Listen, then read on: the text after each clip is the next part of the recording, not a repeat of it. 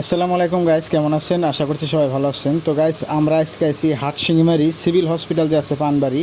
তো পানবাড়ির সাথে কিন্তু একটা রেস্টুরেন্ট প্লাস পার্ক হয়েছে, মানে রেস্টুরেন্টের সাথে park, zoo park and restaurant. তো এই রেস্টুরেন্ট এবং পার্কে আসলাম।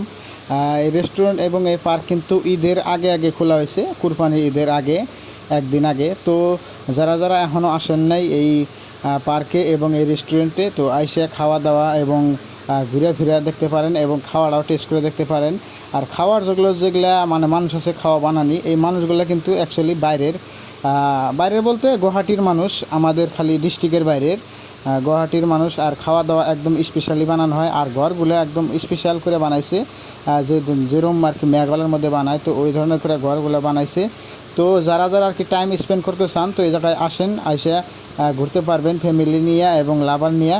আর কী কমু সব আপনারা জানেনই যে রেস্টুরেন্টে পার্কে কী হয়। তো আপনারা এসে খাওয়া দাওয়া টেস্ট করে যান আর ঘুরে যান।